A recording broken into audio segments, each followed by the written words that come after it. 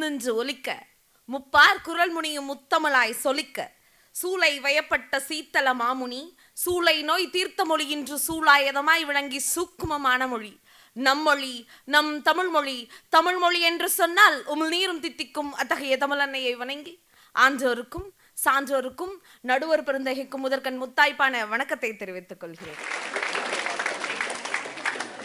அப்படியே வந்தாரு நம்ம யார் அந்த சார் பேர் என்னங்க, அம்சராஜ் சார். தும்சமாக்காம விடுறதே இல்லை. உண்மையா அதுதான் நடக்க போகுது. அப்படியே வந்தோன்னு எப்படி பொலிவுடன் அமர்ந்திருக்கும் மாணவிகளே, என்ன அந்த பசங்களை என்ன சும்மா ஒண்ணுமில்லாமையா வந்து உட்காந்துருக்குறாங்க. தோத்தாலும் ஜெயிச்சாலும் மீசைய முறுக்குன்னு சொல்லி இருக்கிற இனம் அந்த ஆணினம்.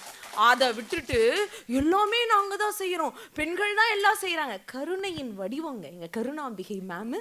அந்த மேம பார்த்து இப்படி எல்லாம் நீங்க பேசலாமா சார்?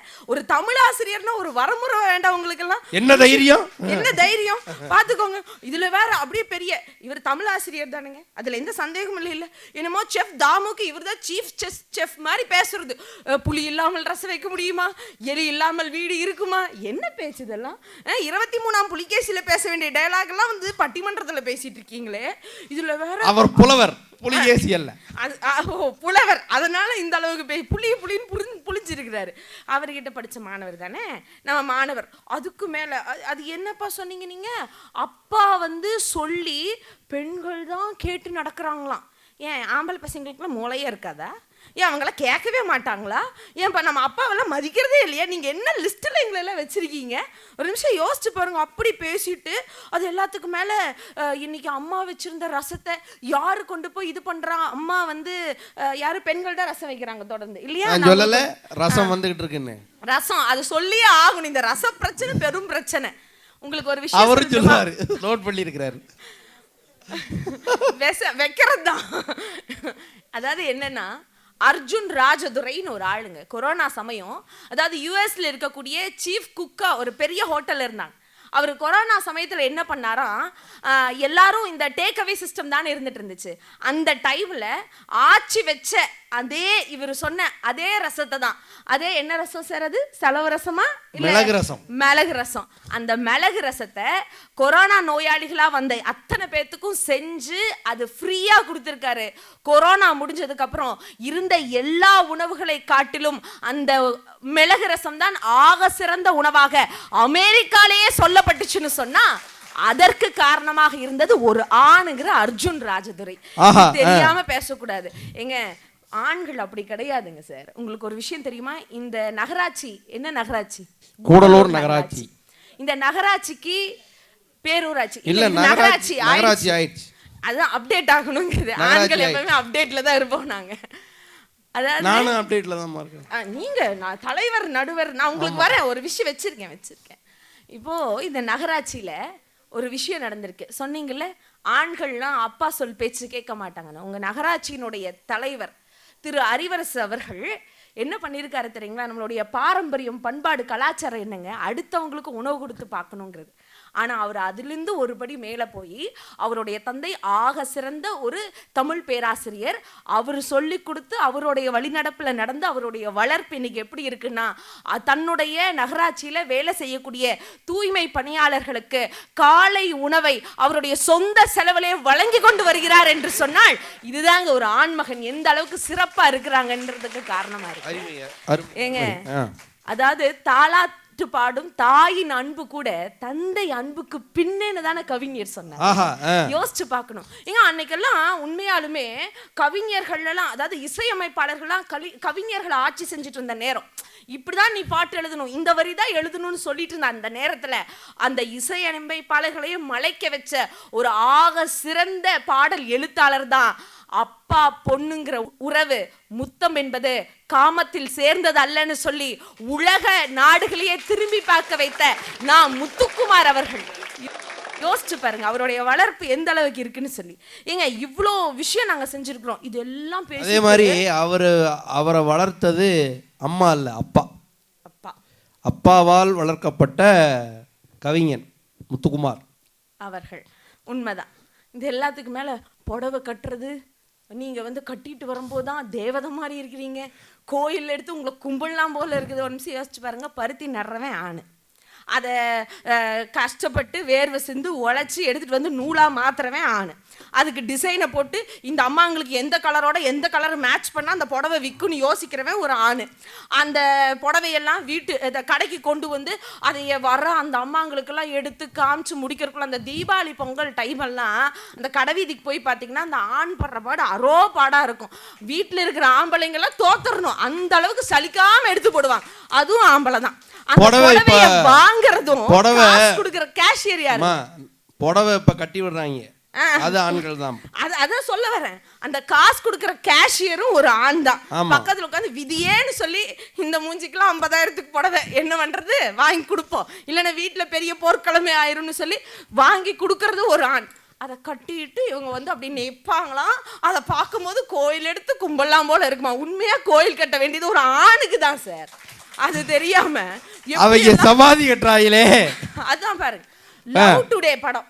லவ் டுடே எவ்வளவு சூப்பரான படம். இப்பயா அப்பயா இப்ப இருக்கிற அருமையான படம். இந்த மாதிரி ஒரு 10 படம் எடுத்தா போதும். 10 படம் எடுத்தா போதும். நான் சொல்றேன் பாருங்க, அதுல மாமா குட்டி அம்மு குட்டின்னு வருது, அதுக்கு நாங்க சொல்லல. அதுக்கு அடுத்தது தாண்டி பெஸ்டி பாய் பெஸ்டி கேர்ள் பெஸ்டின்னு வந்துச்சு, அதுக்கும் நாங்க சொல்லல நடுவர். அப்புறம் பன்னி குட்டின்னு வந்ததா? அந்த பன்னி குட்டி அது யாருன்னு நீங்களே முடிவு பண்ணிக்கோங்க நடுவர். பேசி முடிச்சோன்னே அந்த படத்துல கடைசியில ஒரு சீன் வருங்க. அந்த கடைசி சீன்ல அந்த பொண்ணை மார்பிங் பண்ணி ஒருத்தன் போட்டுருவான், சமூக வலைத்தளத்துல போட்டுருவான். அப்பதான் ஒரு ஆண் யாருங்கிறது எல்லாத்துக்கும் புரிஞ்சது. அப்ப அந்த லவ் டுடே படத்தினுடைய அந்த ஹீரோ, அந்த ரங்கசாமியா ஒரு பேர் ஏதோ, அவர் பக்கத்துல வந்து உட்காந்து, இது மார்பிங்ல தான் வந்திருக்குன்னு எனக்கு தெரியும், நீ யாருன்னு எனக்கு தெரியும், என்னுடைய காதலி யாருன்னு எனக்கு தெரியும், நான் உன்னை பாத்துக்கிறேன், நீ வா என் கூடன்னு சொல்லி கூட்டிட்டு போகும்போது அந்த எண்டிங் கிடைக்குது இல்லையா. ஒவ்வொரு ஆண்மகனும் பெண்ணை அந்த அளவுக்கு உயர்த்தி பார்க்கறதுனால தாங்க இன்னைக்கு பண்பாடும் கலாச்சாரமும் அப்படியே மேலோங்கி நின்றுட்டு இருக்கு. எங்க பாண்டியன் அப்படின்னு சொன்னீங்க, உங்களை பார்த்து சொன்னாரா நடுவர் அவர்களே? இதுல சாபம் வேற. எதுக்காக? கண்ணகிக்கு மாத்தி தீர்ப்பு சொன்னனால, அது தீர்ப்பு சொல்லி அங்க ஒரு ஆண் பாண்டியன் ஒருத்தர் உட்கார்ந்துட்டு இருந்தனால சரின்னு ஒத்துக்கிட்டு நல்ல மனுஷ உயிரையே கொடுத்துட்டாரு. இதே அங்க ஒரு பொண்ணு உட்கார்ந்துட்டு இருந்துச்சுன்னு வச்சுக்கோ, பிரச்சனை வந்து வரல இல்லைங்க நடுவர்களே. யோசிச்சுக்கணும், புரிஞ்சுக்கணும், தமிழ் ஆசிரியர் இல்லையா. பிரச்சனை பாண்டிய மன்னனால வரலீங்க, அவங்க ஒய்ஃப்னாலதான் வந்துச்சு. அந்த அம்மா சிலம்ப மாத்தி எடுத்து இந்த அம்மாவோட இது அங்கேயும் இதே பிரச்சனை தான், ஒரே சண்டை சச்சரவு தான், பாத்துக்கோங்க.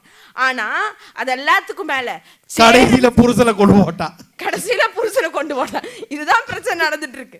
சேரன் செங்குட்டுவென்ற ஒரு ஆக சிறந்த மன்னன் தான் அந்த கண்ணகிக்காகவே ஒரு சிலையை வடித்தெடுத்தான்னு சொன்னா அதுதாங்க பாண்டிய வம்சம், அதான் ஆண்கள் வம்சம். காப்பி இயற்றியது இளங்கோவடிகள் என்கின்ற ஆண். நம்ம சொல்லிக்கலாம், எல்லாமே சொல்லிக்கலாம் விடுங்க. அதுக்கப்புறம் வர நாக்கி சேர் என்ன சொல்ல போறாருன்னு எனக்கு தெரியல. அதுக்கு முன்னாடி நம்ம என்ன வேணாலும் சொல்லிக்கலாம். எங்க அவர் நம்ம போட்ட பாலையே திருப்பி போடுவார், போட்டாலும் போடுவார். அவரு தான் நாக்கி பிரசாத் சார் ஆச்சு. எங்க எல்லாத்துக்கும் மேல கலாச்சாரத்தை, அன்னைக்கு இருந்த கலாச்சாரம், நம்மளுடைய பொங்கல் அப்படின்னு சொன்னா ஜல்லிக்கட்டுன்னு சொல்லுவோம். அந்த ஜல்லிக்கட்டை மீட்டு எடுத்தது அந்த தமிழனுடைய தலைவாசலை திறக்கணுன்றதுக்காக, அந்த வாடி வாசல் திறக்கணுன்றதுக்காக மெரினாவில் மொத்த கூட்டமா எழுந்து நின்றது அந்த இளைஞர் படை தானே. உடனே இவங்க வந்து சொல்லுவாங்க, ஏன் அதுல பெண்களே இல்லையா? கரெக்டு தான், அதுல பெண்களே இல்லையான்னு கேட்டா ஆமா பெண்களும் தான் வந்தீங்க. ஆனா 2 ராத்திரி கிட்டத்தட்ட 1 வாரம் எந்த பிரச்சனையும் இல்லாம அந்த பெண்கள் ஒரு சின்ன ஒரு பங்கத்துக்கு கூடி ஆளாகாம அத்தனை பெண்களுக்கும் காவலராக இருந்தவர்கள் எங்களுடைய தமிழ் இளைஞர்கள் என்று சொன்னால் இதுதாங்க ஆண்கள் தான் சிறந்தவர்கள்னு சொல்றதுக்கு சான்று. நான் நிறைவா ஒரு விஷயம் சொல்றேங்க.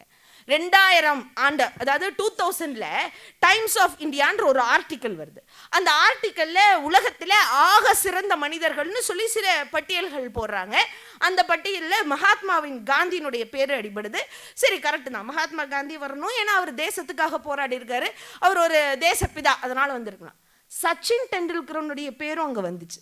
ஏன் சச்சின் டெண்டுல்கருடைய பேர் அங்க வந்துச்சுன்னு சொல்லி பார்க்கும்போது தான் சொன்னாங்க, சச்சின் டெண்டுல்கர் அவர்கள் சொல்லியிருக்கிறாரு, கோடி ரூபாய் நீங்க கொடுத்தாலும் கூட ஒருபோதும் மது விளம்பரத்திற்கு நான் நடிக்க மாட்டேன். ஏன்னா என்னைய ஃபாலோவர்ஸா எடுக்கக்கூடிய எத்தனையோ இளைஞர்கள் இங்க இருக்காங்க. நான் அந்த மாதிரி விளம்பரத்தில் நடிச்சேன்னா என்னுடைய இளைஞர் பட்டாலும் சீர்கழிஞ்சு போயிடும். அதனால அந்த மாதிரி ஒரு விளம்பரத்துக்கும் நான் நடிக்க மாட்டேன்னு ஒரு ஆண்மகன் சொல்லியிருக்காங்கன்னு சொன்னா இதுவே கலாச்சாரத்தை பாதுகாக்கிறதுக்கு அடையாளம் கிடையாதா? ஏங்க என்னங்க பேசிட்டு இன்னைக்கு எவ்வளோ பேர் சொல்லலாம் பெண்கள் தான் பெண்கள் தான் பெண்கள் தான்.